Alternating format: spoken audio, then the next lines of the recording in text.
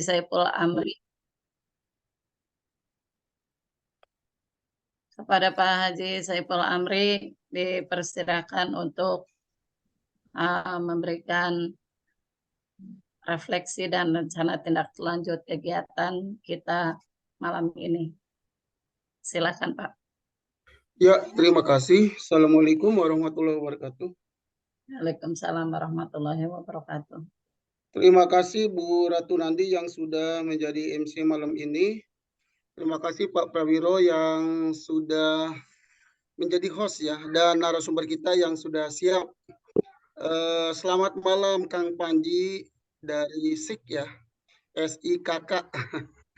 Ya, alhamdulillah malam ini kita bisa bertemu di pertemuan kedua dengan narasumber kedua ya. Jadi ada dua narasumber yang mengulas tentang cerpen. Narasumber pertama pada minggu lalu oleh Kang Saiful Hadi dan malam ini oleh Kang Panji Pratama ya, Dr. Panji Pratama ya. Senang sekali kita bisa menghadirkan beliau malam ini, dan nanti pada pertemuan terakhir kita akan mengulas tentang editing, penyuntingan oleh saya sendiri. Bapak dan Ibu, mari kita refleksi kegiatan kita selama 2 minggu ini. Alhamdulillah peserta itu yang berminat hingga lebih dari 200 orang. Kemudian yang sudah mengirimkan naskah draft ya, hanya baru draft ini ya, ini bukannya naskah sempurna karena kita masih belajar malam ini ya. Jadi untuk materi cerpen masih belajar malam ini. Jadi naskah yang dikirimkan itu hanya draft. Sudah masuk 27 naskah draft. Ya menurut Bu Ratu, wah sudah banyak sekali ya Pak Saiful. Ya, sudah banyak sekali. Jadi sudah di luar dari dugaan kami ya. Jadi saya senang sekali sebagai Ketua Bidang Diklat bahwa banyak sekali yang berminat untuk mengikuti kelas ini. Dan masih ada beberapa yang sudah menjapri, tapi saya belum bisa masukkan karena tiketnya belum dikirimkan. Tiketnya itu adalah draft cerpen untuk 3 paragraf ya, orientasi, komplikasi, dan resolusi. Sekali lagi itu adalah draft Bapak dan Ibu. Jadi naskah aslinya nanti setelah ini saya umumkan ya. Oke, Bapak dan Ibu, yang mau masuk masih kita tunggu, tapi nanti peraturannya akan beda ya. Yang belum masuk ya, yang baru akan masuk, peraturannya akan beda. Sedangkan yang sudah masuk 27 orang pun akan mengikuti aturan baru ya. Oke, selamat Bapak dan Ibu yang sudah masuk di grup. Tapi sayang sekali ya belum ada yang bertanya-tanya jawab. Karena kemarin ada beberapa hal yang sehingga kita kunci grupnya ya. Nah, sebenarnya saya ingin di grup itu Bapak dan Ibu saling bertanya jawab. Namun Kang Saiful sedang ada keperluan. Jadi selama 1 minggu tidak bisa membantu Bapak dan Ibu. Ya, jadi nah ini di minggu kedua nanti Kang Panji. Tapi kita juga tahu nih Kang Panji juga sangat sibuk Bapak dan Ibu ya. Jadi saya minta Kang Panji mengulas secara umum. Nah, jadi jangan kecewa Bapak dan Ibu yang sudah naskahnya masuk ya selama beberapa hari ini. Tapi kalau yang baru masuk tentu Kang Panji nggak bisa baca nih ya. Tapi muridnya Kang Panji kelihatannya yang barusan masuk beberapa menit yang lalu ya. Atau mungkin sudah dibaca, sudah private discussion. Saya nggak tahu ya. Nah, Bapak dan Ibu, jadi yang sudah masuk itu tidak dibahas secara detail per judul oleh Kang Panji karena beliau sangat sibuk. Tapi beliau sudah menyimpulkan beberapa hal yang perlu diperbaiki, yang diharapkan pada minggu nanti, minggu ketiga itu akan masuk naskah lengkap. Ya Bu Ratu ya. Bu Ratu mulai besok hari Senin, yang 27 orang itu sudah tidak dilanjutkan Bu Ratu. Jadi yang akan masuk ke naskah daftar urutan adalah yang naskah lengkap. Naskah yang sudah direvisi masukkan malam ini oleh Kang Panji. Bapak dan Ibu akan bilang, oh Pak saya mah sudah lengkap itu. Mangga. Kalau memang itu sudah lengkap kirimkan kembali. Kita boleh kasih kode ya, revisi. Gitu ya, kodenya revisi. Jadi setiap naskah yang dikirimkan ada kode revisi di filenya itu. Ya, misalnya katakan filenya itu Prawiro Sudirjo strip revisi. Jadi nama dan ada kata revisi. Maka yang kita akan ambil itulah naskah itu. Jadi urutan penulisnya adalah urutan yang akan mengirimkan naskah revisi mulai besok. Ya, Bu Ratu ya. Jadi Ya, yang siap, grup Kak. itu kan baru draft. Khawatir nih sampai batas deadline dia draft terus gitu. Iya, Ya, kita iya. nggak mau. Jadi kita inginnya yang sudah lengkap ya akan menjadi penulis pertama nanti ya. Nah, urutan penulisnya adalah yang mengirimkan pertama. Oke ya, Bapak dan Ibu, saya ulas lagi. Malam ini Kang Panji akan menyampaikan beberapa hal dari naskah yang sudah masuk. Nah, mulai malam ini Bapak dan Ibu merevisi, mulai besok silakan mengirimkan revisinya. Nama filenya nama saja, nama kemudian strip revisi. Biar kita lebih mudah ya. Kalau namanya mau menggunakan nama pena, silakan. Jadi nanti kita pun akan tulis nama pena di dalam di dalam daftar urutan. Ya, kalau memang nanti suatu saat setelah di layout mau revisi silakan. Tapi kalau sudah dikirimkan ke penerbit, maaf, namanya tidak bisa direvisi kembali ya karena sudah masuk ke penerbit, sudah siap cetak. Jadi kalau dari sekarang itu diperkirakan mau menggunakan nama pena atau menggunakan nama asli. Silakan. Bu Ratu, nanti saya akan minta, kita akan diskusi ke email siapa nih mengirimkannya, apakah email saya atau email Bu Ratu. Nanti saya akan diskusi. Jadi kan saya umumkan di grup. Ya, saya akan umumkan di grup.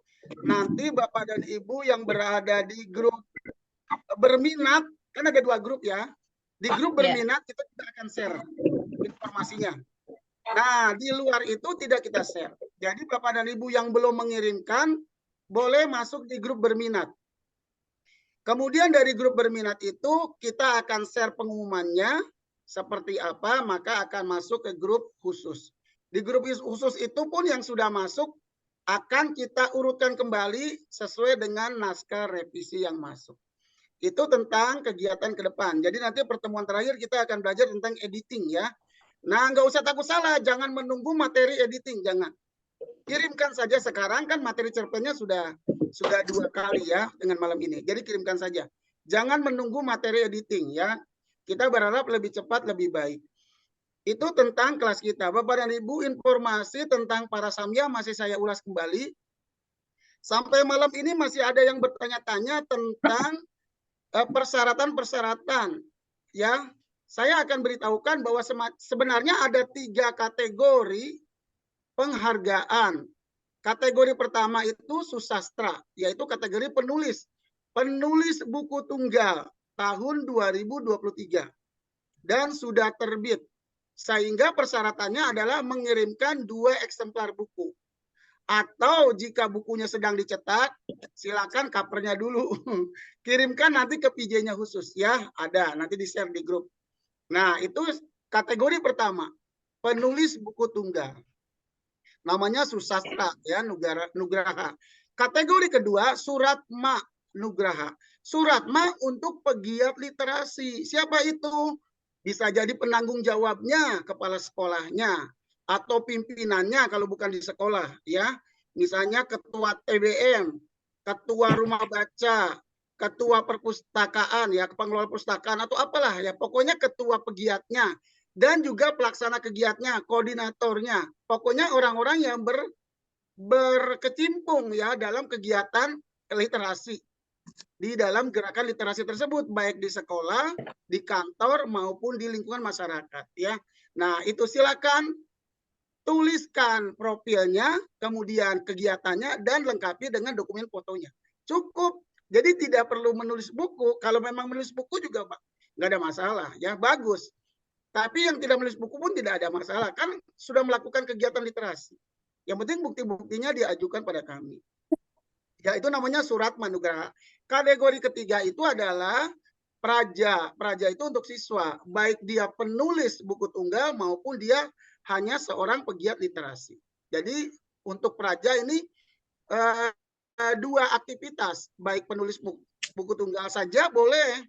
Atau pegiat saja bukan penulis juga boleh. Ya, bukan penulis buku tunggal misalnya, jadi nggak ada masalah. Maka dia akan mendapatkan praja nugraha. Ya, itu dari saya. Sekian. Silakan mengikuti materi bersama penulis hebat kita ya, Kang Panji Pratama. Selamat, semoga bermanfaat ilmunya. Silakan Kang Panji. Wassalamualaikum warahmatullahi wabarakatuh. Waalaikumsalam warahmatullahi wabarakatuh. Ya. Terima kasih Pak Haji Saiful Amri. Selanjutnya kita ke narasumber kita yang malam ini sudah siap dari seberang jauh. Alhamdulillah sehat, Kang. Alhamdulillah Bu Nah, Haji, Pak Haji, Pak ya, Haji Sam, Pak Prawiro, sehat semua ya. Dan Bapak Ibu yang hadir hari ini, semoga sehat selalu. ya.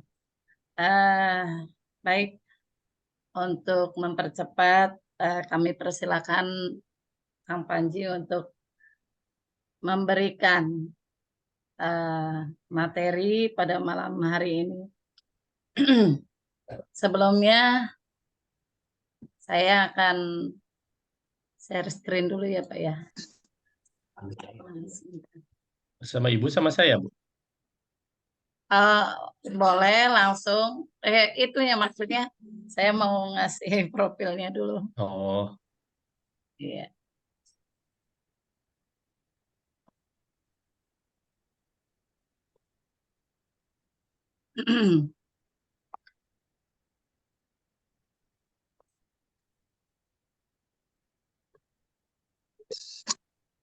Bentar.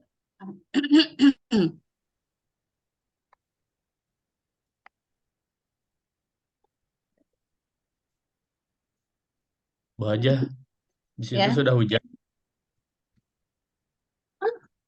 Sudah hujan di Indonesia? Di sini panas, Panas ya, di sini hujan terus panas nih. sekali. Masya Allah. Malah kekeringan. Sebentar ini saya lupa buka filenya padahal. Biarin saya saja kalau begitu ya. Boleh, boleh, boleh, boleh. Baik, Bismillahirrahmanirrahim. Assalamualaikum warahmatullahi wabarakatuh. Waalaikumsalam warahmatullahi wabarakatuh. Teman-teman yang diberkahi Allah, Nabi Sori wa yasiri amri wa uldata misyani yafqahu qawli. Berjumpa lagi dengan saya yang mungkin pernah bertemu dengan saya. Perkenalkan, saya Panji Pratama. Saya bersama KPPJB bersama Kang Prawiro dan Pak Haji Sam sudah cukup lama bergabung. Mohon maaf saya belum bisa berkontribusi aktif begitu karena berbagai hambatan kesibukan yang menjeda kita untuk bersua ya Bapak Ibu guru yang ada di Jawa Barat dan di Nusantara semua. Alhamdulillah malam ini ternyata kita dipertemukan kembali dalam sebuah wahana maya dalam rangka proyek Pak Haji Sam untuk membuat atau membantu kita semua dalam menyusun sebuah antologi cerpen yang luar biasa, membantu guru-guru, membantu para penulis, baik itu siswa dan guru untuk membuat karya. Nah, sesuai dengan jadwal yang sudah di-share sama Pak Haji Sam, sebetulnya saya diberikan rangkaian acaranya itu untuk membedah pentigraf dulu ya. Tapi izinkan saya Pak Haji, saya menyimpan pentigrafnya di akhir. Kenapa? Karena nanti akan berkaitan sedikit banyaknya dengan materi yang ingin saya share begitu. Jadi izinkan saya untuk memaparkan materi dulu, nanti kita diskusi tentang ide-ide yang sudah disampaikan oleh Bapak Ibu semua ya. Oke, Kalau tidak salah ada sekitar hampir 30. Ya, silakan. Oh iya, terima kasih. Ada 30 ide cerita yang dikemukakan di grup dan itu menarik semua. Hanya saya mungkin baru membaca sekitar 15 sampai 20 saja. karena tadi terakhir saya baca itu sekitar pukul 15 waktu sini. Baik, seperti yang sudah saya sampaikan tadi, jadi kita coba tips saja dulu ya Bu Ratu, Bu Haji. Jadi bagaimana sih menulis cerita pendek begitu? Dari kacamata saya sebagai pelaku prosais begitu, pelaku orang yang sering atau orang yang senang menulis cerita pendek. Saya bukan ahlinya, tapi saya senang menulis cerita pendek begitu. Jadi apapun ya, saya lebih senang menulis cerita pendek daripada karya sastra lainnya seperti puisi begitu ya, karena mungkin saya bukan orang yang apa ya, simbolis begitu, tapi senang sekali mendeskripsikan atau menarasikan sesuatu. Itulah asal mulanya kenapa saya senang menulis cerita pendek. Nah, teman-teman guru yang semua hadir dan siswa mungkin yang hari ini juga malam ini hadir, ada juga pengamat kesastraan. Di sini ada Kang Aris, tadi saya lihat, Kang Fadli juga, Mas Bang Fadli. Eh, ada 9 langkah mungkin yang bisa saya share malam ini, bagaimana sih menulis cerita pendek yang minimal bisa memikat pembaca lah begitu, pembaca. Atau kalaupun dilombakan atau mengikuti lomba itu minimal membuat juri memisahkan karya kita sebagai salah satu karya yang eh, cocok untuk dijadikan dibaca ulang gitu, dijadikan salah satu kandidat juara begitu. Tapi izinkan saya memperkenalkan diri dulu. Nama saya Panji Pratama, seperti yang telah disampaikan oleh Bu Ratu. Saya seorang guru, selain guru saya juga seorang penulis. Saya juga penulis di sini, saya menulis eh, sastra, menulis esai juga, menulis reportase juga, karena saya juga bergiat di salah satu media online nasional, yaitu nongkrong.co. Juga saya sebagai content writer di salah satu platform daring, platform edukasi nasional, yaitu Kuiper. Selain mengajar dan menulis, saya juga seorang game designer. Jadi saya juga membuat beberapa aplikasi Android begitu ya, dan game game permainan edukasi begitu. Namun di bidang tulis menulis, mungkin saya hanya menceritakan saja, saya hanya apa ya, punya pengalaman sedikit dibanding teman-teman di sini semua. Awal mula saya menulis sekitar tahun 2010-an, ketika saya selesai apa purna tugas di Republika begitu. Dulu saya jurnalis di Republika, saya purna tugas, saya jadi guru. Nah, setelah jadi guru saya gabut begitu. Aduh, ngapain ya? Tapi karena saya senang menulis, jadinya saya menulis prosa saja kalau begitu. Akhirnya saya ikut-ikut juara, ikut-ikut lomba cerpen begitu. Dan ternyata kebetulan juara pada waktu itu. Akhirnya lama kelamaan saya menyukai dan terus-terusan ikut-ikutan lomba-lomba begitu, sehingga ada beberapa pengalaman lah di dunia tulis menulis sebagai juara, dari mulai juara cerpen, juara naskah drama, kritik sastra, sampai yang terakhir kemarin juara lomba novel juga begitu.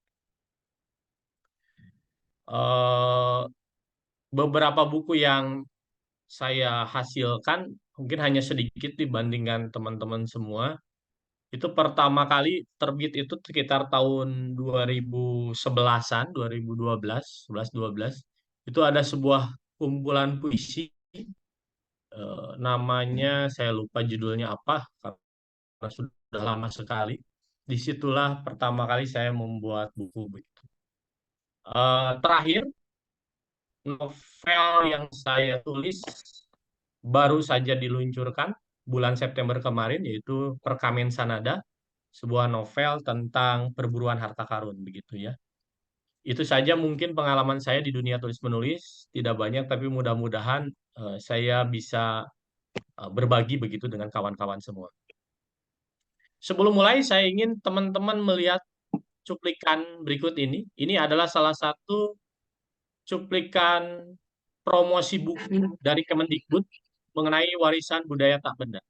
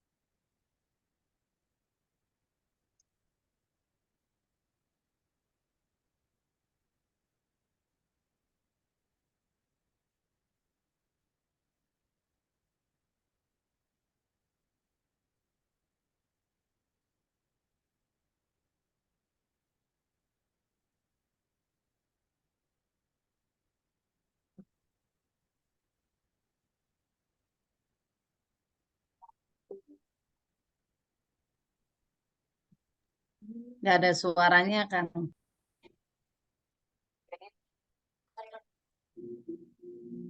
Baik, karena gangguan teknis, saya FF saja. Teman-teman, ini sebenarnya yang ditayangkan barusan itu adalah apa buku kumpulan cerpen antologi ya, yang digagas oleh eh, divisi salah satu divisi di Kemdikbud, yaitu divisi warisan budaya tak benda. Saya salah satu pemenang waktu itu yang ikut terlibat dalam antologi itu dengan judul eh, Sang Pemikul Rindu. Beberapa judul yang masuk dalam buku itu tadi disebutkan oleh narator, walaupun tidak ada suara, tapi disebutkan dalam subtitle begitu di bawah. Judul-judulnya unik-unik begitu ya. Judul-judulnya unik-unik sehingga itu memikat para juri. Nah, teman-teman itulah yang membuat juri terpesona dan mengambil dari sekian banyak orang yang mengirimkan cerpen, judul-judul itulah yang dipilih.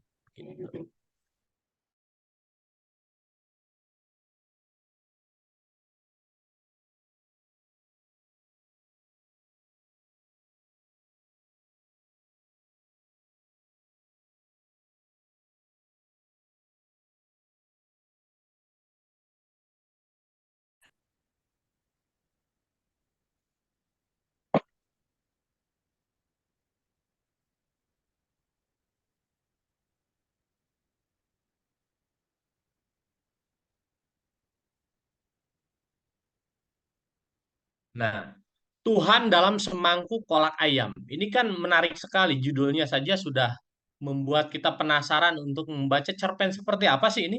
Ada Tuhan dalam semangkuk kolak ayam. Kalau saya cerpennya Sang Pemikul Rindu begitu ya.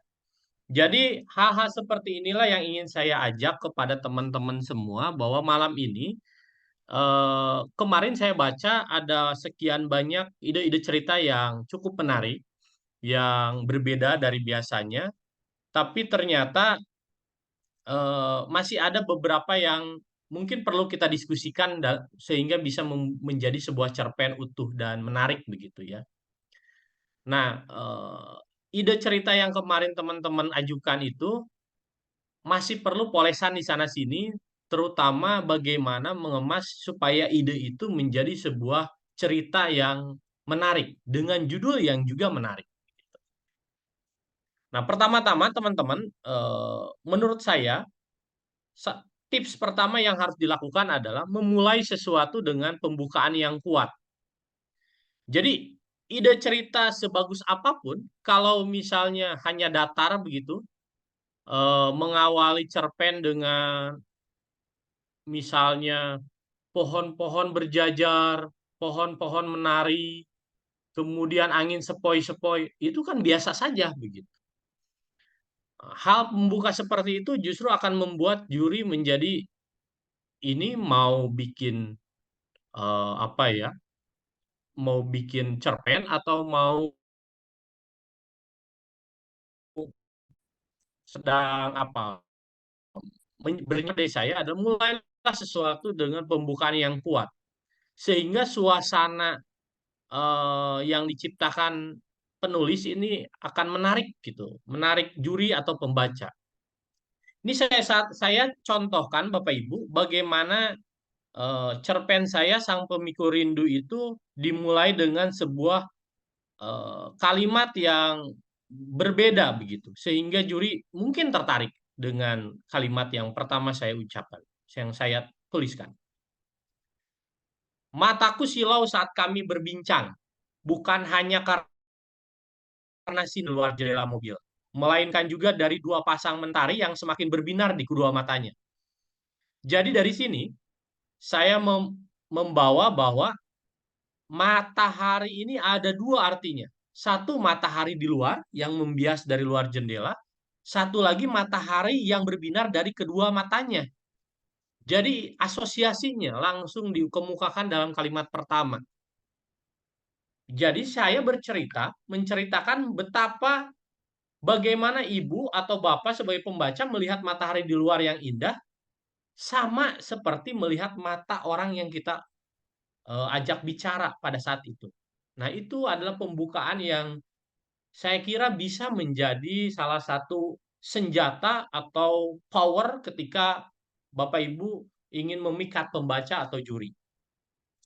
Nah, Pak Haji Sam dan teman-teman semua, kemarin yang saya baca dari ide cerita ada beberapa yang sudah selesai jadi cerpen. Nah, saya melihat ada beberapa cerpen yang mohon maaf nih ya, sepertinya ini bukan cerpen, tapi menjadi apa ya, calon buku ceramah atau calon buku khutbah Jumat begitu. Kenapa? Karena di awal sudah mengemukakan ayat-ayat suci Al-Quran. Kan orang jadi malas. Ini mau baca cerpen atau mau baca khutbah Jumat nih ceritanya. Dari sini saja pembaca akan apa ya? Bukan bermaksud saya ini ya, menafikan agama, bukan. Tapi bagaimana cerpen itu nanti ada hubungannya dengan tips yang lain ya. Bagaimana cerpen itu mengemas ayat itu menjadi sesuatu cerita yang justru akan membuat orang itu tersadar tanpa harus diceramahi begitu. Nah, itu yang saya maksud. Jadi buatlah pembuka cerita yang menarik, bukan buatlah pembuka cerita yang tiba-tiba langsung pembaca itu diceramahi begitu. Nah, maka saya memberikan tips yang kedua. Kalau pertama membuka cerpen dengan sesuatu yang menarik, yang kedua, coba gunakan detail sensorik. Coba gunakan kelima indera yang dipunyai oleh Pak penulis, Bapak Ibu, untuk menggambarkan apa yang dapat dilihat, didengar, dicium, dicicipi, dirasakan, tapi yang memikat, bukan hanya sebatas polesan saja atau sebatas apa ya, kemasan saja. Tidak, tapi ada isinya. Jadi tidak hanya berupa seperti misalnya indahnya pelangi dari langit turun ke bumi, tidak hanya seperti itu. Tapi justru ada maknanya. Mendeskripsikan yang dilihat, yang didengar, yang dicium itu ada maknanya. Contoh misalnya ketika ibu mau menceritakan perjalanan dari rumah menuju pasar dengan maksud supaya pembaca merasakan kegetiran penjual, maka bisa digunakan misalnya indera penciuman dan pendengaran misalnya. Belum lagi azan subuh berkumandang, bau-bau bau-bau jejukut yang terhempas air hujan ikut menempel di kaki-kaki para pedagang itu. Itu kan sesuatu yang cukup menggetarkan jiwa begitu. Di awal sudah dibegitukan, pembaca akan sangat tertarik nih, wah ini menceritakan apa nih? Jadi tidak hanya sebatas apa ya, sebatas eh, hiasan saja, tapi detail sensorik ini, detail indera ini benar-benar mengandung makna dalam.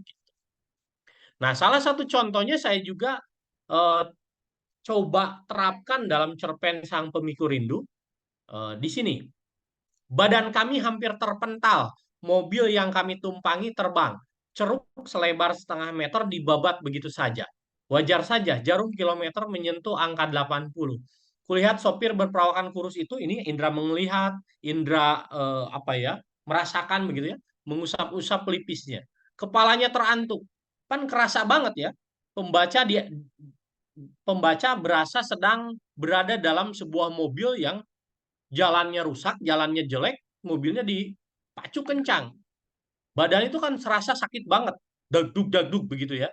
Kepalanya terantuk pegangan di atas jendela. Aku sempat mengalihkan obrolan kepada sang supir. Ku bilang tetap tenang, meski aku pun tetap meminta mobil ini harus cepat sampai sebelum pukul 10. Disinilah indera-indera yang kita gunakan, penulis gunakan supaya pembaca juga merasakan bahwa berada dalam mobil yang sempit, jalan jelek, mana kecepatan tinggi itu akan sangat mengganggu badan kita, sakit dan lain sebagainya. Nah, itulah pentingnya membuat cerpen seperti itu. Jadi tidak hanya inti ceritanya, konfliknya, tapi suasana yang dibangun pun harus disiapkan. Nah, yang ketiga, teman-teman, yang dilakukan itu menunjukkan, atau dalam bahasa Inggrisnya kerennya show, ya, show it, don't tell it. Tunjukkan, jangan katakan. Kebanyakan dari kita penulis pemula, saya sendiri kadang-kadang seperti itu. Jadi kita selalu ingin jadi seorang preacher atau apa ya, penceramah, selalu ingin jadi seorang dai begitu. Ingin menyebutkan semua yang ada dalam cerita itu dengan penuh.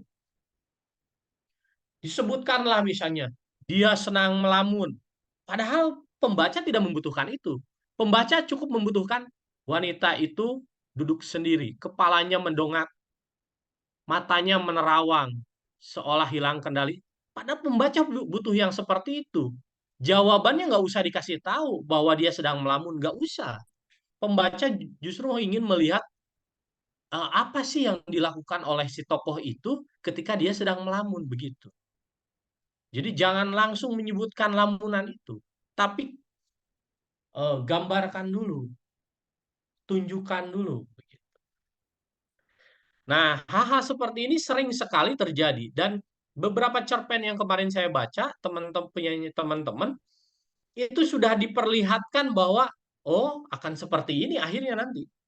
Oh ternyata ceritanya hanya sepadas ini aja. Nah begitu. Sehingga orang tidak usah lagi membaca sampai akhir. Cukup 2 paragraf sudah tahu ini cerpen pastinya ke situ akhirnya. Nah, inilah yang bahaya. Sehingga sekali lagi saya minta teman-teman jangan terlalu ingin menceritakan intinya. Coba bangun cerita itu sehingga kita perlahan-lahan membawa si pembaca menikmati bacaannya. Ini salah satu contoh yang saya terapkan pada cerpen Sang Pemiku Rindu. Lengan gadis itu bergelak gemulai secara lambat. Jemarinya mengurai dengan lentik. Desakan-desakan lembut yang mengalun berakhir pada gerakan menggendong anak. Tangan kanannya memegang kipas, dikuncup lalu diletakkan ke tangan kiri seperti posisi sedang menggendong anak. Kira-kira Bu Haji Ratu ini sedang ngapain si tokohnya? Kayaknya sedang nari ya. Nah, coba kalau saya sebutkan, wanita itu atau gadis itu sedang menari, sudah beres ceritanya. Begitu. Tapi kalau saya menjelaskan, mendeskripsikan dengan gambaran suasana, ini akan menjadi beberapa paragraf. Ini yang dimaksud dengan gambarkan, jelaskan. Gambarkan, show it, don't tell it. Jangan jelaskan. Selanjutnya, teman-teman, yang keempat, yang penting untuk kita perhatikan dalam sebuah cerpen adalah menggunakan bahasa kiasan, yaitu menggunakan metafor-metafor atau personifikasi yang tidak usah harus seperti puisi, harus menggunakan kata-kata yang susah dimengerti, tidak usah seperti itu. Hanya kita bisa memainkan kata itu menjadi asosiasi yang unik. Ini asosiasi itu adalah indera satu berkaitan dengan indera yang lain.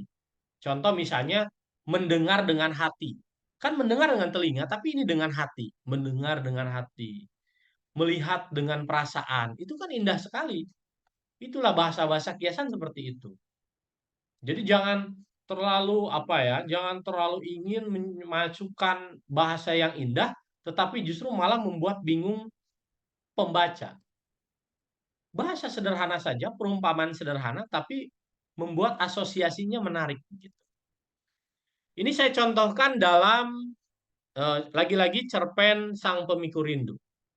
Setelah wajah yang terus tertancap dalam ingatan, ini perumpamaan biasa saja. Wajah yang terus tertancap dalam ingatan. Ini kan sebenarnya metafora dari kangen yang benar-benar kangen begitu. Wajah yang tertancap dalam ingatan. Letupan-letupan neuron di lobus frontalis Nur Rahman disemai cuplikan-cuplikan gerak bahari dari tubuh sang gadis. Gerak jugit warisan para leluhur. Nah, itu gerak jugit warisan para leluhur. Ini sebenarnya kan menarik begitu, menarik tapi diasosiasikan dengan gerakan, joget dan lain sebagainya. Mulai malam itu jiwa Nur Rahman seketika memikul rindu dan yang biut. Nah, ini kan biut yang biasanya dipakai untuk asosiasi rasa begitu, ini dipakai untuk menyebutkan rindu. Frasanya yang digunakan intinya adalah rindu. Jadi metafor-metafor seperti ini akan membuat pembaca itu akan nyaman begitu dan merasa ingin membaca terus-terusan begitu karya kita. Selanjutnya teman-teman, yang penting juga untuk diperhatikan adalah kadang-kadang saya melihat cerpen teman-teman itu terlalu variasinya kurang digali begitu. Contohnya, ada cerpen yang menggunakan dialog dari awal sampai akhir. Dialognya penuh, sehingga narasi dan deskripsinya kurang. Tapi ada juga yang sebaliknya. Dari awal sampai akhir, narasi terus. Sampai-sampai dialognya hanya iya begitu saja. Nah, itu akan membuat pembaca menjadi sedikit bosan. Maka cobalah untuk memvariasikan kalimat. Kadang-kadang gunakan kalimat yang pendek tetapi kuat, tapi juga bisa menggunakan kalimat yang panjang. Sama seperti kita bernapas. Kita bernapas pendek-pendek ketika kita akan berhadapan dengan sesuatu yang tegang, begitu kan? Tapi kita bernafas panjang ketika berhadapan dengan sesuatu yang damai, yang indah, begitu. Nah, begitulah kalimat. Kalau misalnya ada kalimat kita dikejar-kejar penjahat, misalnya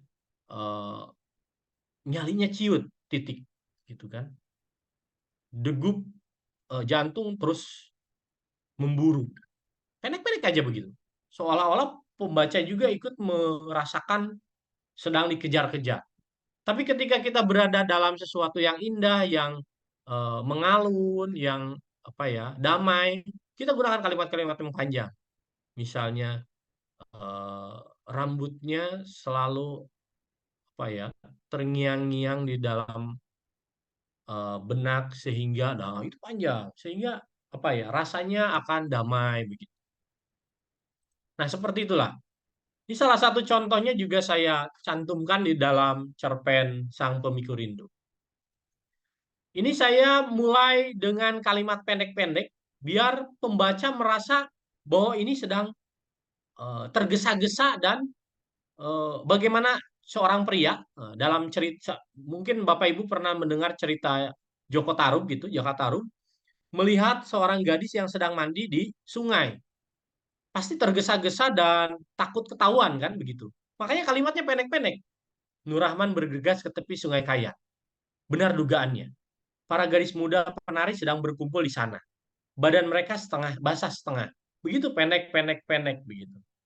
Tapi ketika misalnya nanti adegannya yang lain, Mungkin ketika misalnya si Nur Rahmannya memuji kecantikan orang yang di apa ya, kalau bahasa anak sekarang di spoiler itu, di apa, di yang dikejarnya gitu, itu bisa panjang-panjang kalimat.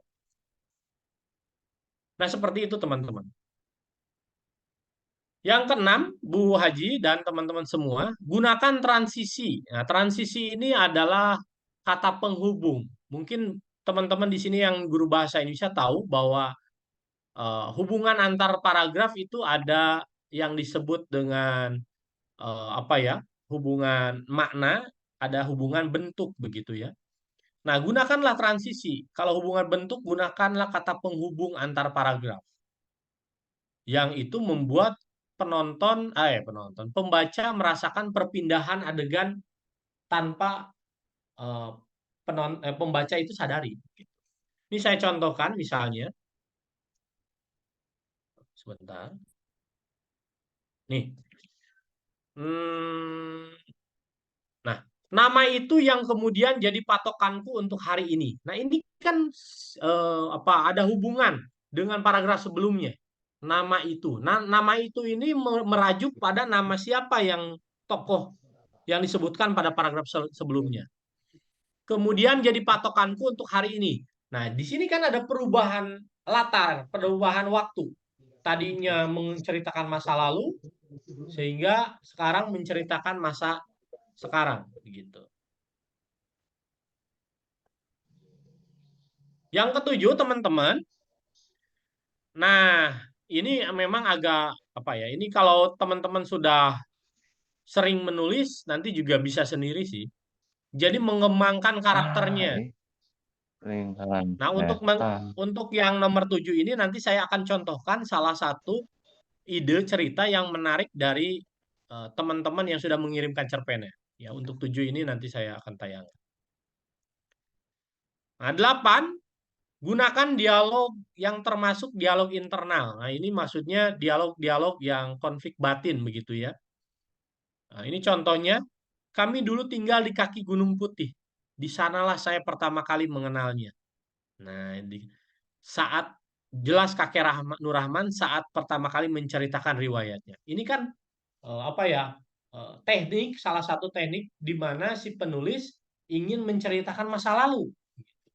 Maka dimulai dengan dialog internal dulu. Seolah-olah gini-gini. Aduh, saya ingat waktu itu tahun 2009. Nah, seolah-olah seperti itu. Jadi dialog-dialog yang ngomong dengan diri sendiri. Itu fungsinya untuk peralihan waktu begitu. Terakhir teman-teman, mohon maaf kalau cepat karena saya ada agenda untuk mengulas karya teman-teman. Satu lagi adalah mengakhiri kesimpulan yang memuaskan, atau bahasa sastranya adalah bikin twist. Mungkin teman-teman di sini ada yang pernah membaca cerpennya apa, kakaknya Asma Nadia itu siapa? Yang emak ingin naik haji. Nah, itu kan diceritakan ya bahwa bagaimana seorang pencuri ingin menaik hajikan ibunya. Tapi endingnya si pencuri itu justru naik haji bersama ibunya bukan karena mencuri, tapi karena justru jasa orang yang dicurinya. Nah, itu adalah twist, ending yang tidak diduga oleh si pembaca begitu. Pembaca mengira si pencuri itu akan terus berbuat jahat, tapi ternyata di akhirnya malah dia justru menjadi sadar diri dan justru kuasa Tuhan membuat dia naik haji. Nah, itu dia Bu Haji materinya. Mungkin agak cepat, nanti bisa dibagikan lah materinya dalam bentuk PDF. Intinya adalah dari 9 langkah menulis ini, yang terpenting itu nomor 2 sebetulnya, yaitu ketika membuat cerpen itu jangan terlalu banyak disebut, tapi gambarkanlah. Don't show but tell. No, sorry. Don't tell but show. Jangan sebutkan tapi gambarkan. Jadi jangan kita bertindak sebagai penceramah. Itu saja, Bu Haji, mengenai materinya. Apakah kita langsung membedah karyanya atau bagaimana? Iya, boleh Kang, kalau misalnya itu kan sekarang masih masih baru mau 8:30 di sini ya, jam 20.20. Silakan kalau mau dibedah biar lebih jelas peserta yang sudah kirim naskah. Baik, kalau begitu. Bu Haji, dari sekian cerpen yang saya baca, sekitar 18 cerpen yang saya baca, idenya ya, itu saya tertarik dengan 3 ide cerita yang akan saya gambarkan ini ya. Yang pertama yang paling menarik perhatian saya adalah karyanya Ibu Putri Fitriayu Dirgantoro dari SMA berbasis pesantren FAI UMJ. Kenapa saya sebutkan paling menarik? Karena dalam setiap kompetisi, ide lokalitas itu selalu menjadi penilaian tertinggi juri untuk dimenangkan. Begitu, Bu Haji. Dan Pak Haji dan semuanya. Jadi kalau si penulis membawa ide lokalitas, lokalitas itu misalnya latarnya berkenaan dengan tradisi, latarnya berkenaan dengan apa ya, keindahan sebuah pulau, itu selalu menjadi daya tarik. Satu cerpen saya yang memenangkan lomba tahun 2013 judulnya adalah Duta Cintaku di Waigeo. Saya belum pernah ke Waigeo, Bu Ratu. Waigeo itu salah satu pulau indah yang ada di Raja Ampat, ya, di Papua. Saya belum pernah ke Waigeo, tapi cerpen saya ternyata bercerita tentang perjalanan ke Waigeo dan memenangkan lomba itu.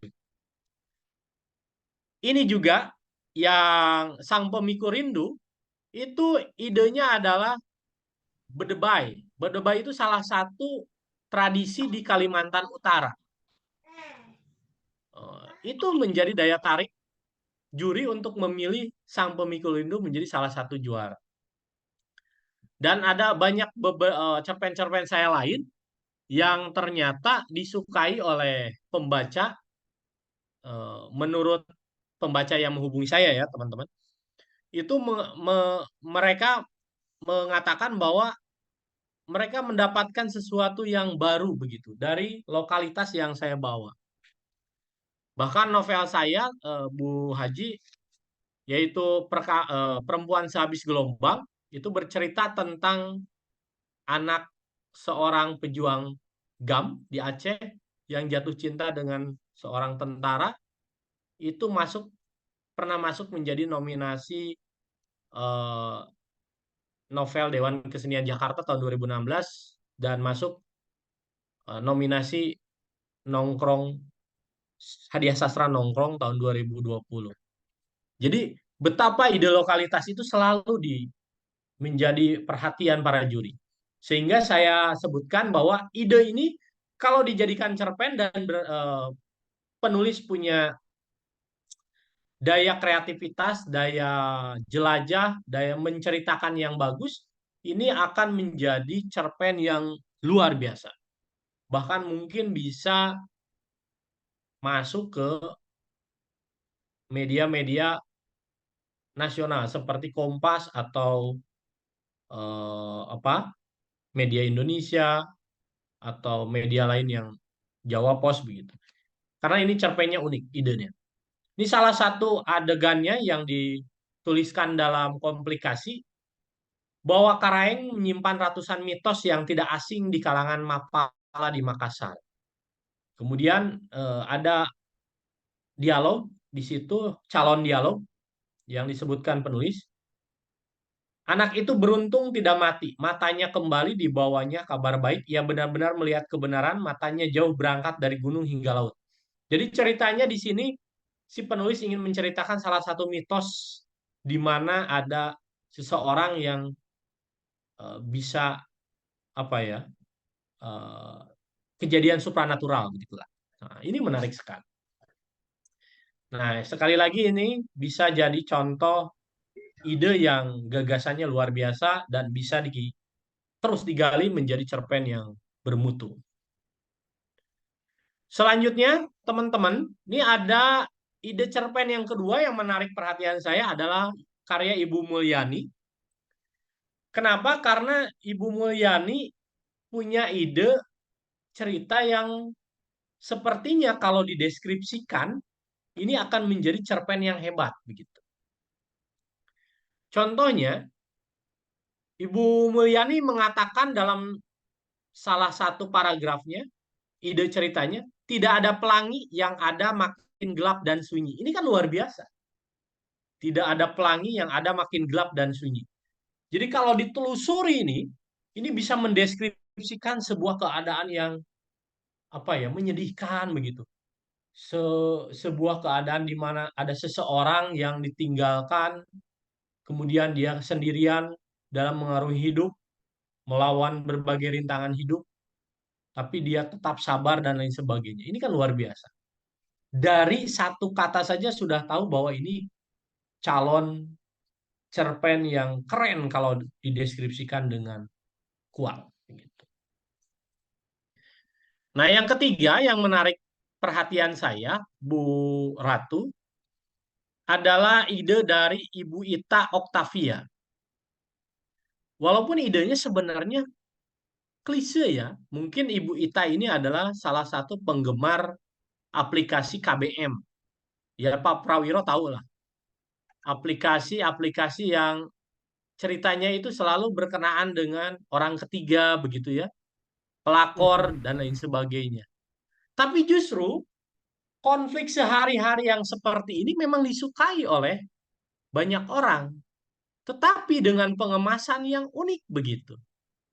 Salah satu dialog yang dicantumkan dalam calon cerpen Ibu Ita ini adalah, anak itu kan tidak selalu terlahir dari rahim sendiri kan, Mas? Ini kan luar biasa. Weh, Pak, bayangan kita terhadap kalimat ini kan kemana-mana ya. Ini maksudnya apa ini? Sebenarnya ceritanya padahal konflik sehari-hari begitu. Nah, itu tiga ide cerpen yang menurut saya akan menjadi cerpen yang hebat kalau penulis mau banyak menggali data, banyak membaca, dan mengeksekusi ide ini menjadi sebuah cerpen yang seperti minimal minimal penokohannya terngiang-ngiang di benak pembaca. Itu saja saya kira Bu Hajah, tiga cerpen yang menurut saya keren sekali ini. Terus lanjutkan dan bisa jadi cerpennya ini akan akan memikat para pembaca lah. Demikian sedikit bahasan yang bisa saya sampaikan, teman-teman. Mohon maaf kalau saya banyak kekurangannya, saya hanya seorang yang juga sedang belajar.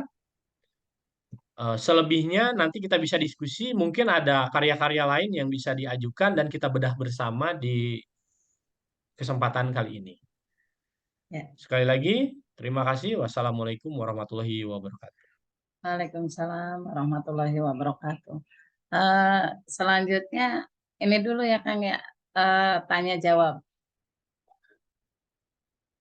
Di sini ada beberapa pertanyaan. Di chat sudah ada pertanyaan yang di chat dulu deh ya Bu.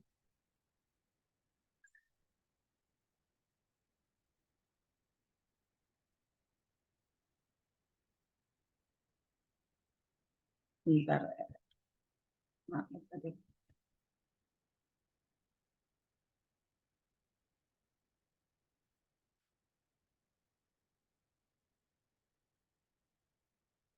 Atau mungkin Bapak Ibu yang di ruang Zoom, silakan kalau mau ada yang bertanya, silakan untuk present.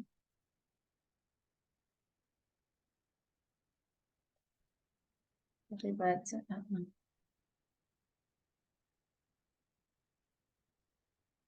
Ibu Yanti, Baji.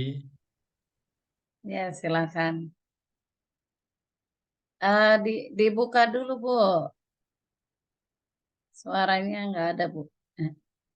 Halo, udah masuk Ya. belum? Sudah. Ya. Silakan. Assalamualaikum Sudah. warahmatullahi wabarakatuh. Waalaikumsalam.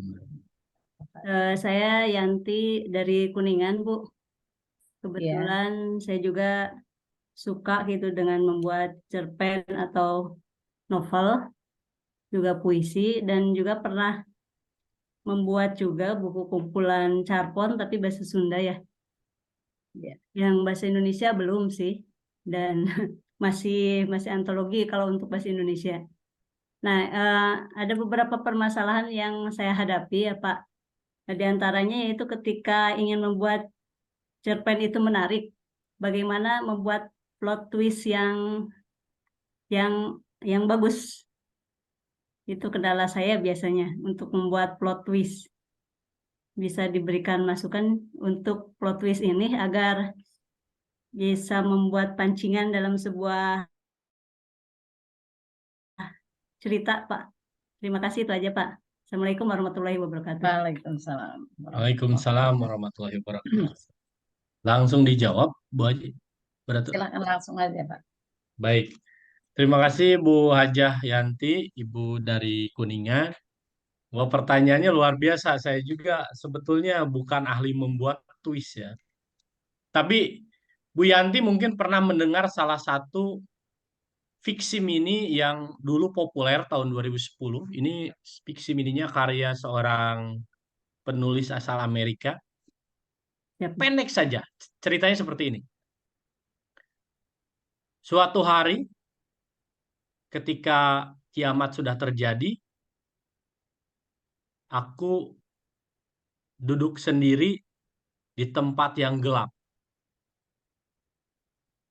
Bayangkan, Bu, 2 kalimat itu saja. Kiamat sudah terjadi,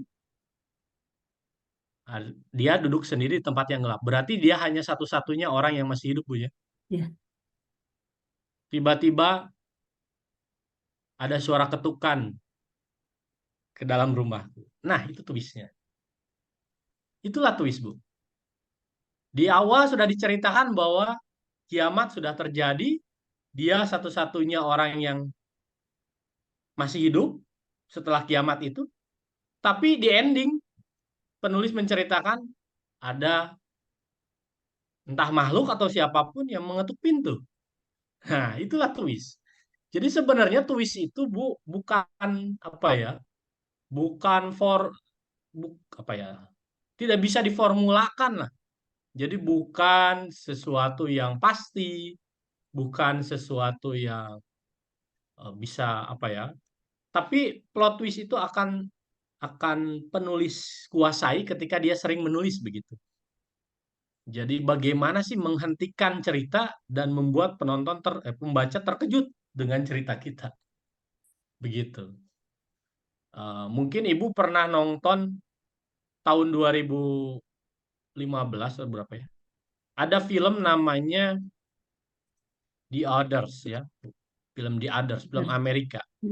Jadi ceritanya ada keluarga, seorang ibu dan 2 orang anak yang selalu dihantui. Rumahnya tiba-tiba jendelanya membuka sendiri dan lain sebagainya. Kemudian pokoknya mereka mengaku merasa bahwa rumah itu dihantui lah begitu. Tapi di akhir cerita film kita baru tahu bahwa sebenarnya mereka lah hantunya. Dan yang mengisi rumah itu adalah manusia biasa. Begitu. Karena si hantu itu merasa ada apa? Orang yang lagi jalan dan lain sebagainya, padahal itu manusia normal. Mereka yang hantunya begitu. Nah, itu cerita-cerita seperti itulah akhir cerita yang seperti itu yang membuat penonton, wih, keren banget begitu. Dan tidak sadar. Dan itu tidak bisa tidak bisa disiapkan begitu saja, Bu. Itu harus dilatih. Bagaimana kita menghentikan dan lain sebagainya. Itu saja saya kira, Bu. Jadi tidak ada formula khusus untuk membuat plot twist. Ya. Terima kasih, Pak. Moga-moga bisa mencobanya. Amin. Semangat Bu Yanti. Ya. Hatur nuhun. Ya, sama-sama. Silakan tadi Bu Enlistia. Kayaknya dari tadi nih yang sudah angkat tangan. Silakan Bu. Assalamualaikum warahmatullahi wabarakatuh. Waalaikumsalam warahmatullahi wabarakatuh. Wilujeng tepang deui ya Kang Panji ya. Udah lama nggak ketemu. Ini saya termasuk orang yang nekat Kang Panji. Sudah ilmunya belum mumpuni tapi sudah berani membuat beberapa buku, tapi nggak apa-apa lah. Mudah-mudahan kenekatan saya nanti bisa didukung tambahan ilmunya dari Kang Panji. Ini saya satu pertanyaan. Ketika saya membuat cerpen, ada beberapa hal yang mungkin harus membuat penonton itu terbawa, memberikan bayangan kepada penonton supaya penonton itu bisa merasakan. Nah, ini kadang-kadang saya kesulitan nih Kang untuk bisa memberikan gambaran, istilahnya mah efek dramaturginya di dalam cerpen kita gitu, supaya penonton itu bisa betul-betul merasakan kalau lagi jatuh tuh kayak gimana gitu kan, seperti itu. Mungkin bisa membagi tipsnya Kang. Terima kasih. Assalamualaikum. Waalaikumsalam warahmatullahi wabarakatuh. Wah, Ibu Lis, ini keren sekali Bunda ya. Wah, pertanyaannya. Bahkan istilahnya juga saya sebenarnya tidak paham, Bu, tapi keren banget. Ibu pasti guru bahasa Indonesia dan Ibu pasti pelatih teater mungkin di sekolah dan lain sebagainya. Intinya yang saya tangkap dari pertanyaan Bu Lis ini adalah bagaimana sih melatih kepekaan begitu, biar pembaca merasakan juga apa yang dirasakan oleh penulis begitu ya. Intinya begini Bu, Eh, Ibu menggunakan kelima indranya sebagai alat bantu. Bahkan kalau bisa indera keenam juga digunakan sebagai alat bantu untuk menulis begitu. Jadi apapun yang dilihat, apapun yang didengar, dibaui, dirasakan atau disesap begitu, dirasakan oleh lidah dan dirasakan oleh kulit, itu tuliskan. Nah, saya kira itu dramaturginya di situ. Jadi kepekaannya di situ. Adapun menuliskannya juga dikaitkan dengan inti cerita yang ingin kita sampaikan. Contoh, Bulis ingin menceritakan tentang suasana pasar malam yang begitu riuh gitu ya. Nah, Bulis bisa menggunakan indera penglihatan dan indera pendengaran. Betapa bising, betapa ramai dengan lampu-lampu berwarna-warni, betapa banyak motor diparkir sana-sini dan acak-acakan, betapa banyak suara-suara kacang misalnya ya, baju, dan lain sebagainya. Nah, itu dimasukkan sehingga suasana yang ingin kita ceritakan itu terdukung oleh itu. Nah, adapun yang tadi masalahnya adalah kita ingin buru-buru menceritakan kepada pembaca bahwa yang terjadi itu seperti itu. Kita selalu ingin menceritakan to the point. Nah, memang itu masalah penulis itu begitu. Ingin buru-buru menyelesaikan. Dulu ada penulis yang luar biasa dalam membangun sebuah apa ya? Sebentar ya, ini di mute dulu. Membangun sebuah suasana itu siapa tuh novela yang penulisnya kecelakaan lalu lintas di tol itu siapa ya? Kemarin baru-baru itu. Ini. Nah, itu betapa penulis itu atau Burung-Burung Manyar, Ibu bisa baca Burung-Burung Manyar, itu karya penulis terkenal sastrawan kita. Itu bagaimana penulis-penulis dulu menceritakan sebuah suasana desa begitu dengan kesyahduannya, dengan kedamaiannya itu dari semua panca indera diceritakan. Jadi jangan misalnya kalau kuburan itu sunyi, sepi, jangan diceritakan kuburan itu sunyi, jangan. Tapi diceritakan yang terdengar hanya suara burung hantu misalnya. Kemudian angin yang membuat semua bulu di belakang pundak kita berdiri dan lain sebagainya. Itu saja sih. Sabar intinya, Bu. Sabar dalam bercerita. Jangan buru-buru to the point. Itulah. Saya kira itu untuk melatih kepekaan. Jadi kuncinya yang pertama adalah gunakan semua panca indera. Nah, yang kedua sabar untuk bercerita. Kalem saja, Bu. Cerpen itu 4.000 sampai 10.000 kata. Sabar saja. Begitu mungkin, Bu Lis. Ada yang mungkin kalau belum puas nanti kita bisa diskusi selanjutnya. Atur nuhun Kang Panji. Eh, mungkin ada lagi yang mau bertanya. Ibu Mulyati, Bu Nandi. Ya, Ibu Mulyati sudah angkat tangan. iya silahkan Bu Mulyati. Terima kasih, Pak. Kedengaran suara saya, Pak? Kedengaran. Ada. Dengar, Ibu. Terima kasih, Bu Ratu, atas kesempatan yang diberikan kepada saya. Assalamualaikum, Pak Panji. Selamat malam. Waalaikumsalam. Selamat malam, Ibu. Ya, saya kan sudah mengirim cerpen juga, Pak Panji. Ya, ternyata cerpen saya sudah terasa tidak tidak ada arwah yang bagusnya melihat 3 cuplikan tadi. Yang jadi masalah oleh saya itu sewaktu membuat cerpen itu, Pak Panji, bagaimana membuat tokoh itu penokohannya itu kuat begitu ya. Sehingga penokohan itu tampil tapi dengan bahasa yang indah begitu. Nah, ini kendalanya di mana, kira-kira apa trik-trik yang akan kita lakukan. Nah, terus saya kemarin cerpen saya kan menceritakan seorang anak yang matanya itu sadis, tajam begitu ya Pak Panji. Kemudian saya ingin menyibak apa rahasia di balik matanya itu. Nah, kemudian di kelas dia itu selalu menyendiri, tidak mau berteman, tidak mau ngomong. Nah, saya ingin menyibak ini dan saya ingin dia itu ngomong, kan gitu Pak Panji. Nah, kira-kira seperti apa kira-kira kalimat saya? Ini mungkin diberikan satu contoh kalimat saya sehingga indah dibaca orang Pak Panji, tapi itu mengandung rahasia. Terima kasih Pak Panji.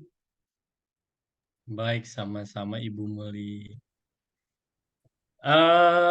Ini menarik. Saya tadi saya mengambil 3 contoh cerpen itu karena ya dari 3 sudut pandang tadi ya, Bu. Mungkin kalau saya membaca cerpen utuh Ibu bisa jadi saya tertarik karena baru ide kan yang dikemukakan di tugas Pak Haji Sam kemarin ya. Iya, Jadi Pak. 3 ide tadi yang saya kira cukup menarik gitu dan membuat hati saya ingin, wah ini gimana nih kalau sudah jadi cerpen, begitu. Nah, kalaupun yang barusan Ibu sampaikan yang pertama mengenai penokohan, Ibu mungkin secara teoritis saya ulas sedikit. Saya juga bukan seorang yang kalau menulis itu harus jago teoritis begitu, teori gitu.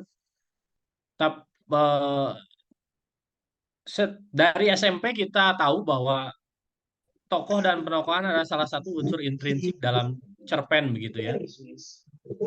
Tapi saya kira, Bu, dalam cerpen yang space-nya terbatas, kita tidak usah harus berharap kita akan menceritakan semua penokohannya gitu, Bu. Intinya apa sih yang ingin disampaikan oleh karakter itu? Kalau kita bikin bikin sketsa itu konflik penyebabnya apa? Udah saja. Atau konflik akibatnya apa? Begitu saja cukup kalau cerpen. Kecuali Ibu mau bikin novel begitu. Kalau novel oke lah, diceritakan dari mulai penyebabnya, konfliknya, sampai akibatnya begitu. Tapi dalam cerpen kayak terkadang hanya sekeping cerita dari hidup manusia saja yang diceritakan. Contoh dalam Sang Pemikul Rindu itu kan intinya adalah ada seorang kakek yang akan bertemu kembali dengan sahabat masa kecilnya. Begitu. Sudah itu saja. Adapun dalam perjalanannya diceritakan masa lalu kenapa si kakek itu sangat ngebet ingin bertemu dengan sahabat masa kecilnya itu. Begitu. Jadi inti apa ya? Dalam novel itu tidak diceritakan si karakter kakek itu bagaimana sehingga dia menjadi seseorang yang ambisi ingin bertemu itu. Enggak. Saya hanya menceritakan ada seorang kakek yang ingin bertemu dengan sahabat masa kecilnya, tapi dalam perjalanan bertemu itu diceritakanlah masa lalu ketika masih kecilnya itu seperti apa. Begitu saja. Jadi kalau ibu ingin menggali lebih dalam mengenai penokohan si siswa yang ibu ceritakan itu, saya kira itu bisa ibu kembangkan dalam sebuah novel. Tidak usah apa ya, tidak usah terburu-buru dalam cerpen begitu. Nah, yang kedua, bagaimana sih tentang seorang anak yang intinya menyimpan misteri begitu, anak yang introvert menyimpan misteri begitu. Saya kira yang harus diambil adalah point of view-nya siapa, sudut pandangnya siapa, sudut pandangnya anak itu atau gurunya, ibu sebagai pencerita guru misalnya. Karena pasti berbeda sekali cara penyampaian, cara penceritaannya. Kalau sudut pandangnya dari sisi siswa itu, tentunya dia akan menceritakan dalam bentuk dialog mungkin, atau mungkin tidak mungkin menceritakan dirinya sendiri melalui narasi kan, atau melalui penggambaran oleh pengarang. Karena itu akan aneh juga sudut pandangnya tentang anak itu, tapi yang menjelaskan karakter anak itu adalah penulis. Itu kan aneh sekali. Kalau sudut pandangnya guru atau aku misalnya yang melihat dia orang ketiga, itu juga tolong bedakan apakah si guru itu adalah si pencerita serba tahu atau hanya sebatas tokoh yang diciptakan oleh penulis. Maka kita jangan seolah-olah apa ya? Jangan seolah-olah paling tahu dengan karakter yang kita ciptakan. Jangan kalau kita hanya sebatas pencerita sebagai penulis saja, biarkan tokoh itu bebas menceritakan muridnya. Kalaupun aku serba tahu, pasti ada alasan di balik itu, maka tujuannya apa? Untuk menceritakan semuanya dalam sebuah cerpen. Kan aneh juga, sebuah cerpen yang hanya dalam sekali duduk menceritakan semua sampai akar-akarnya diketahui oleh pembaca. Itu kan aneh juga. Contoh nih ya, Bu. Kalau misalnya dari sudut pandang seorang guru, yang guru itu tidak usah penulis serba tahu. Udah aja guru aja, tokoh seorang guru yang menilai anak didiknya. Contoh, anak bercelak mata hitam itu selalu menundukkan kepala ketika ketika bertemu denganku misalnya, atau ketika bertatapan denganku. Dari situ saja, dari kalimat itu saja sudah diperlihatkan bahwa ada yang salah dengan anak ini. Kenapa ketika ketemu guru dia selalu memalingkan muka atau menundukkan kepala? Seperti itu misalnya. Nah, kalau ibu serba tahu, penulis serba tahu, maka akan aneh sekali. Misalnya, anak itu menundukkan kepala. Pasti telah terjadi sesuatu di dalam keluarganya. Nah, itu kan jadi aneh sekali. Pembaca akan membaca. Ini menceritakan anaknya atau menceritakan masa lalunya dan lain sebagainya. Seolah-olah dia lebih tahu dari ibunya dan lain sebagainya misalnya. Jadi itu saya kira Bung Muli, lihat dulu ibu sebagai siapa, sebagai penulis saja atau sebagai pelakunya, serba tahu gitu.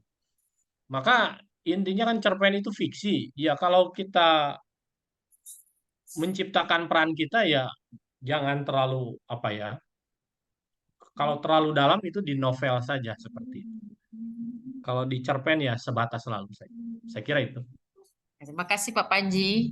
Mungkin saya karena biasa membuat novel ya, walaupun novel itu baru satu yang terbit, itu jadi saya tuh sering mengkaji kadang tokoh itu memang agak rinci begitu Pak, agak banyak gitu kan konflik-konfliknya. Nah itu yang membuat saya susah membawa ke cerpen gitu Pak. Jadi ini cerpen saya sebetulnya sudah ada beberapa, namun saya belum yakin ini cerpennya bagus begitu Pak. Jadi saya coba dengan belajar cerpen ini banyak hal yang saya dapatkan barusan ya dari penjelasan Bapak. Bagaimana cara membuka, kemudian ada twist dalamnya. Nah tadi yang beberapa poin tadi itu sangat berharga sekali buat saya. Terima kasih Pak Panji. Sama-sama Ibu Mulyadi.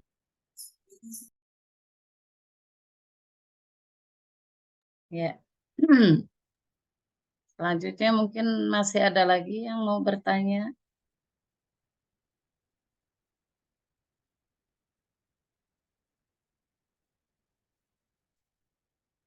Tidak ada yang raise hand lagi. Saya aja yang bertanya ya Bu. Silakan. Oke. Terima kasih nih dengan Kang Panji. Masih ada 10 menit Kang sebelum ditutup. Mungkin kan nanti Kang Panji akan memberikan closing ya. Hal apa yang mungkin perlu diulas kembali. Kang mau tanya nih, kira-kira tema-tema apa sih ya yang sangat menarik atau cocok lah kalau di kelas kita nih, di kelas yang sebagian besar adalah guru-guru. Walaupun ada juga yang ini siswa ada beberapa ya. Tapi menurut saya kira-kira apa yang cocok nih untuk diungkapkan? Karena kan kita ke minggu depan ini sudah masuk kepada cerpen utuh yang harus dikumpulkan. Kalau kemarin kan hanya tiket ya. Nah, kira-kira gimana Kang? Atau mungkin Kang Panji menyimpulkan dari tema-tema yang masuk. Oh, kayaknya ini atau gimana gitu. Silakan Kang Panji. Baik, terima kasih Pak Haji. Bapak Ibu, dari sekian ide cerpen yang saya baca, saya yakin ini tidak terlepas dari peran guru kita, maksudnya dari peran kita sebagai guru yang ingin selalu memberikan pesan-pesan dan nilai-nilai moral kepada anak didik ya di sekolah. Ini terasa sekali semua cerpennya begitu kuat pesannya. Jadi ini kalau dalam kaidah sastra mungkin cerpennya cerpen pragmatis semua, mengandung pesan begitu ya. Dulce et utile, ada pesannya dan lain sebagainya. Nah, maka dari situ kita justru menjadi sebuah jadi menjadi sebuah peluang, potensi bagi kelas cerpen ini untuk mengarahkan teman-teman guru, baik itu guru maupun siswa, mengarahkan ide cerpennya atau tema cerpennya berkaitan dengan keseharian di sekolah begitu. Kenapa? Karena ternyata memang sudah mendarah daging bahwa betapa hal-hal di sekolah beserta dengan pesan-pesan moralnya itu sangat berkaitan dengan guru-guru dan siswa. Contohnya misalnya ada seorang guru yang punya ide cerita tentang bagaimana dia dia sebagai seorang wali kelas itu berhadapan dengan anaknya yang punya masalah mohon maaf di bawah garis kemiskinan begitu, anak didiknya. Ini kan menarik sebetulnya kalau temanya diambil dari sudut pandang yang berbeda begitu. Contohnya adalah misalnya gurunya berhadapan dengan sidang kenaikan kelas misalnya. Di cerita itu bisa si guru mempertahankan anak didiknya. Nah, dia langsung mengenang masa lalu bagaimana dia memperjuangkan anak itu supaya mau sekolah. Walaupun sampai akhirnya dalam sidang itu misalnya sad ending, anak itu tidak naik ke kelas, tapi guru itu berusaha meyakinkan bahwa betapa pendidikan tidak adil begitu. Itu kan luar biasa pesannya ya. Saya pernah membuat cerpen tentang dalam rangka Hari Anak Nasional yang ceritanya tentang seorang anak yang yang dihakimi bodoh oleh tokoh guru lain ceritanya. Nah, saya kira hal-hal seperti ini yang bisa menjadi topik-topik yang menarik. Adapun misalnya genrenya bisa bebas Bu atau Pak. Kalau mau lihat dari sudut pandang sosial seperti itu misalnya, yang diangkat adalah misalnya betapa pendidikan masih menganggap bahwa yang apa ya, yang rajin lah, yang rajin ke sekolah yang harus itu yang bermoral misalnya. Atau misalnya dilihat dari sudut pandang genre thriller bisa terjadi misalnya, seperti pembulian misalnya ya. Betapa misalnya ada seorang anak yang menyimpan dendam karena selalu diasingkan dalam kesehariannya, itu juga menjadi sesuatu yang menarik tuh. Atau bisa jadi horor misalnya, horor supranatural itu juga bisa diangkat. Namun tentunya horornya dalam tahapan-tahapan yang masih bisa disebut sebagai cerita pendek, bukan cerita kisah nyata mistis begitu.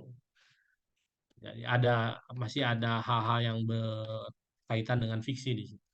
Itu saja saya kira Pak Haji. Jadi saya kira tema-tema keseharian di sekolah itu sangat mungkin, sangat potensial untuk ditelusuri, untuk dieksplorasi.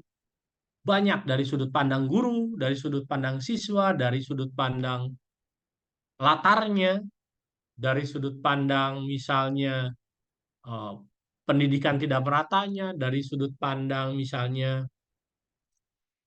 apa yang mendekat dengan kita misalnya kurikulum merdeka, tapi ternyata di daerah terpencil kurikulum merdeka itu apa gitu dan lain sebagainya, itu bisa sekali diceritakan.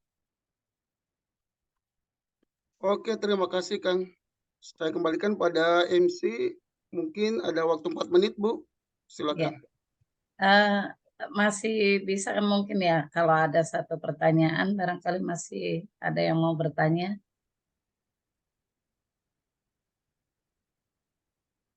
Kalau Eh, tidak ada yang bertanya, mungkin closing statement ya dari Kang Panji.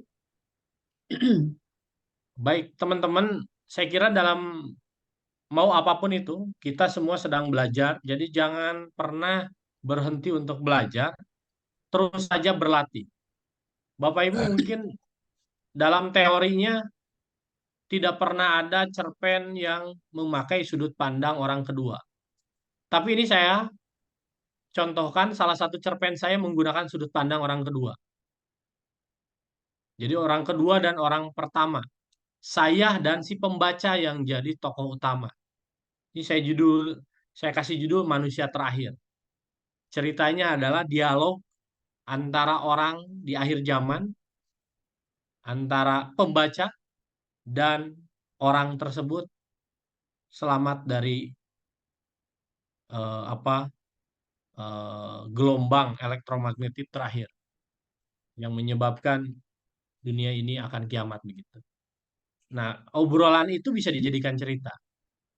Itu hasil eksplorasi saya terhadap kejadian COVID kemarin. Betapa kekacauan di mana-mana, bagaimana kiamat itu terjadi karena manusia itu sendiri. Nah, hal-hal seperti ini idenya sebenarnya datang dari keseharian kita. Maka dari itu, tips dari saya, jangan terlalu jauh mengambil tema, ambil saja tema-tema keseharian kita. Tadi salah satu yang menarik saya adalah cerita tentang orang ketiga begitu ya, pelakor. Itu menarik sekali kalau kita menggunakan sudut pandang yang menarik untuk membedahnya. Tips lain dari saya, selain carilah ide yang dekat dengan kita adalah, selain belajar terus, berlatih menulis, ambil ide yang dekat dengan kita, dan yang terakhir adalah jangan pernah merasa bahwa tulisan kita sudah bagus. Kalau bisa ikutkan dalam komunitas biar teman-teman membaca. Dari sanalah kita akan paham apa kekurangan dari tulisan kita. Itu saja saya kira Bu Ratu yang bisa saya sampaikan terakhir yang tidak ada dalam Salindia tadi. Jadi yang pertama terus belajar, ambil ide dari keseharian kita, yang terakhir adalah masuk komunitas dan ya gitu, menerima masukan dari kawan. Ya, terima kasih Kang Panji. materi malam ini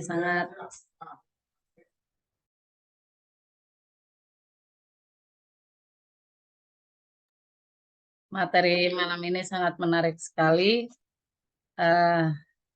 Mudah-mudahan nanti Bapak Ibu makin bersemangat untuk menuliskan cerpennya.